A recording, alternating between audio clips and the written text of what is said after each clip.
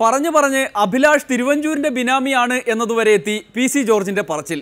അർജുൻ രാധാകൃഷ്ണൻ എന്ന ഗോൾഡ് മെഡലും കപ്പും നേടിയ മകനെക്കുറിച്ചുള്ള അച്ഛന്റെ സഫലമായ സ്വപ്നങ്ങളെയാണ് പി സി ജോർജ് തച്ചുടയ്ക്കുന്നത്. ഒരച്ഛനെ ഇങ്ങനെ വേദനിപ്പിക്കാമോ? കേരളത്തിൽ സാമ്പത്തിക ഇടപാട് എന്താണ്?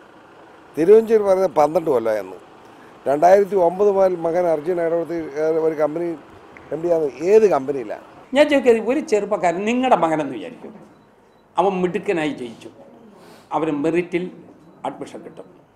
ആ മെറിറ്റിനകത്ത് അച്ഛൻ ഇടപെട്ടോ എന്ന് ചോദിക്കേണ്ട കാര്യമില്ലല്ലോ. അവൻ അവിടെ നിന്ന് വീണ്ടും പാസ്സായി, അവന് നല്ല ഒരു വിദേശ സർവകലാശാലയിൽ അഡ്മിഷൻ കിട്ടി, അതും ഫുൾ സ്കോളർഷിപ്പ് ആണെങ്കിൽ വീണ്ടും അച്ഛൻ ഇടപെട്ടോ എന്ന് ചോദിക്കേണ്ട കാര്യമുണ്ടോ? അവൻ അവിടെ റിസർച്ച് ചെയ്തു, നല്ലൊരു ഗൈഡ് അവൻ എല്ലാ കാര്യങ്ങളും പറഞ്ഞു കൊടുക്കാൻ വന്നു. അവൻ അങ്ങനെ നല്ല റേറ്റിങ്ങോടുകൂടി MS പാസ്സായി, അവിടെ അച്ഛൻ ഇടപെട്ടോ എന്ന് ചോദിക്കേണ്ട കാര്യമുണ്ടോ? ഏറ്റവും അവസാനത്തെ പോയിൻ്റാണ്, അവിടുന്ന് എൻജിനീയറിംഗ് സർവീസ് അവർ തുടങ്ങി, അവൻ അതിന് എൻജിനീയറിംഗ് കൺസൾട്ടൻസിക്ക് പോയി, അവിടെ അച്ഛൻ ഇടപെടേണ്ട വല്ല കാര്യമുണ്ട്? അഭിലാഷിൻ്റെ ഏത് കമ്പനിയിലാണ് മകൻ അർജുന് ഷെയർ ഉള്ളത്? അല്ലെങ്കിൽ മകൻ ബോർഡ് മെമ്പറായിട്ടുള്ള ഏത് കമ്പനിയിലാണ്? പാം ഇന്ത്യ ആണോ, പാം ഗ്രൂപ്പാണോ? എൻ്റെ മകൻ ഒരു തെറ്റായ കമ്പനിയാണ് ചെന്നുപെട്ടതെങ്കിൽ ഞാൻ അന്ന് അവനെ വിലക്കും. പക്ഷെ അവനൊരു പ്രായപൂർത്തിയായ പൗരനാണ്.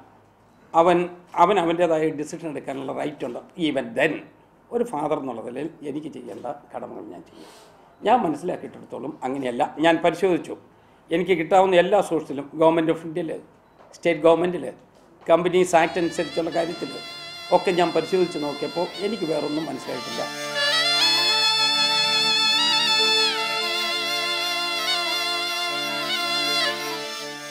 അത്രയും വിദ്യാഭ്യാസമുള്ള ഏത് മകനായി ഈ പറഞ്ഞ ആളുടെ മക്കൾ വല്ലതും ആണോ? അവർക്ക് എന്താ യോഗ്യത?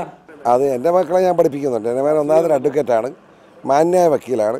ഇതുപോലെ പിടിച്ചൊരു കമ്പനിയിലൊന്നുമില്ല. അവരുടെ യോഗ്യത എന്താ? എൻ്റെ രണ്ടാമത്തെ മകൻ +2 പഠിക്കാൻ നല്ല മാർക്ക് വാങ്ങി പഠിച്ചുകൊണ്ടിരിക്കുകയാണ്. കുഴപ്പമൊന്നുമില്ല. തിരുവഞ്ചൂരിൻ്റെ തോന്നലുകൊണ്ട് പറയുന്നു.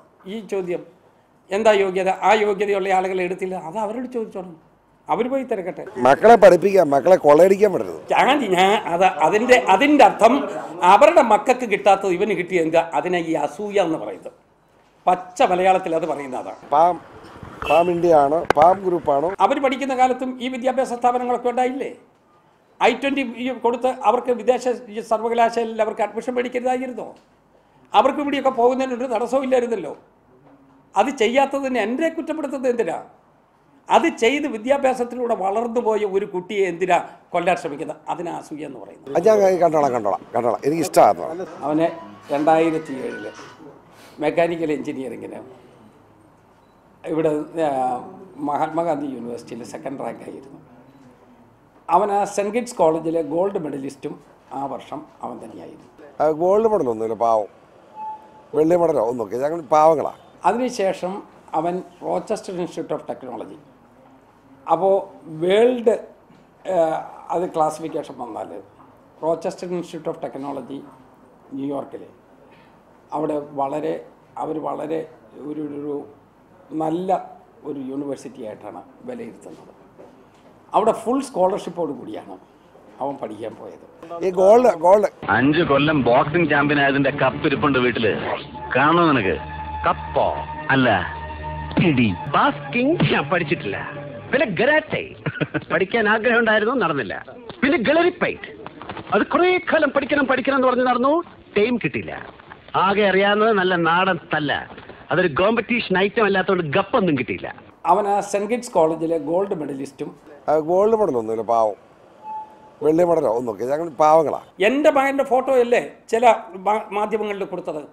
മന്ത്രിയുടെ ഫോട്ടോ ഒന്നും മന്ത്രിയുടെ ഫോട്ടോ ഒന്നും കൊടുത്തില്ലല്ലോ. എൻ്റെ മകൻ്റെ ഫോട്ടോ, എൻ്റെ ഹൃദയം തകർന്നു. അവൻ്റെ വർണ്ണമാല്യം ഇട്ടുകൊണ്ട് അവൻ്റെ ഫോട്ടോ ഒരുമാതിരി വളരെ മോശമായി ചിത്രീകരിച്ച് ചില മാധ്യമങ്ങൾ കൊടുത്തപ്പോൾ, അതെൻ്റെ മാത്രമല്ല, ഒരു ഫാദർലി അഫക്ഷനോട് കൂടി നമ്മൾ കാണുന്ന ഏത് കുട്ടിയെക്കുറിച്ചും ഏത് പിതാവിനും ഉണ്ടാകുന്നതല്ലേ അത്. ഞാൻ അവരെന്ത് തെറ്റ് ചെയ്തു? എൻ്റെ ചോദ്യം അവിടെയാണ്. ഇപ്പം പറയുക അവനെക്കുറിച്ചല്ലത്. അവരെന്ത് തെറ്റ് ചെയ്തു? അവർ പഠിച്ചതാണോ തെറ്റ്? ഈ നാട്ടിൽ ജോലി കിട്ടാൻ സാധ്യത കുറവുള്ളത് കൊണ്ട് നാട് വിട്ട് വിദേശത്ത് പഠിക്കാൻ പോയതാണോ തെറ്റ്? ഈ നാട്ടിൽ വന്ന് വരുന്നതിനൊക്കെ ഒരു കൺസൾട്ടൻസി ഒരു സർവീസ് ആരംഭിച്ച് ഏതെങ്കിലും കമ്പനികൾക്ക് കൺസൾട്ടൻസി കൊടുത്ത് അവൻ്റെ വിവരവും വിദ്യാഭ്യാസവും കൊടുത്ത് ജീവിക്കാൻ ശ്രമിച്ചതാണോ തെറ്റ്? ഇത് ഭീഷണിയല്ല, രോദനം. ഒരച്ഛന്റെ രോദനം, ഒരച്ഛന്റെ രോദനം. എന്നെ മക്കളെ അതൊരു അസൂയമുണ്ട്, അല്ലാതെ ഇനി എന്താ? ഇനി അല്ലാതെ ഞാനൊന്നും അങ്ങനെ ഒരാളുടെ പേരും പറയുന്നില്ല. ഇതിനകത്ത് ഇത്രയും മനുഷ്യത്വരഹിതമായിട്ട് ആരൊക്കെ പറയുമോ അവരെയല്ല ഇതിൻ്റെ കൂട്ടിപ്പോയി. ഞാൻ ചെയ്യട്ടെ, 2009 തിരുവഞ്ചൂർ രാധാകൃഷ്ണൻ്റെ മകൻ എൻ്റെ ഈ ഗോൾഡ് മെഡലിസ്റ്റ് ഇവിടെ ഈ എൻ്റെ ഡയറക്ട് മോഡൽ എത്ര രൂപ സാലറി ആയിട്ട് കിട്ടിയിട്ടുണ്ട്? ഇവിടെ പ്രശ്നം എന്താ? ഇവിടെ മോഡിയുടെ ബനിയനിൽ വൺ നേഷൻ വൺ ലീഡർ അതൊരു പൊളിറ്റിക്കൽ സ്ലോഗനാണ്. അത് BJPയുടെ അടുത്ത പാർലമെന്റ് തെരഞ്ഞെടുപ്പിലെ പൊളിറ്റിക്കൽ സ്ലോഗനാണ്. അനാവശ്യം പറഞ്ഞ നിന്റെ പറങ്ങാണ്ടി മോന്തെ അടിച്ച് പൊളിച്ചളെ അറിയാം നിനക്ക്. ഓ നീ മൊത്തമായി പ്രശ്നത്തിൽ ഒരു മോഡി ഇഫക്റ്റ് കൂടി ഉണ്ടെന്ന് നാട്ടുകാർ സമ്മതിക്കും. എന്നാൽ പറഞ്ഞ കാര്യങ്ങൾക്ക് അതൊന്നും ഒരു ഉത്തരമേ അല്ല.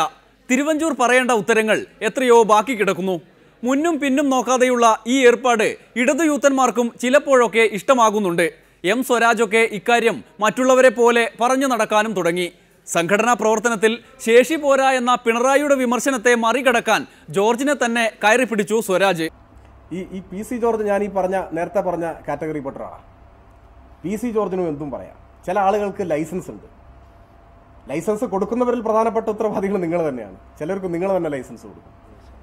അപ്പോൾ അദ്ദേഹം അങ്ങനെ എന്തെങ്കിലും കാര്യങ്ങളൊക്കെ പറയുന്ന ചില കാര്യങ്ങൾ സത്യം ഉണ്ടാവും, ചില കാര്യങ്ങൾ സത്യം കുറവും ഉണ്ടാവും. ഏതായിരുന്നാലും ചീഫ് വിപ്പ് ഒരു കാര്യം പറയുകയാണ്. എന്താ പറഞ്ഞിരിക്കുന്നത്?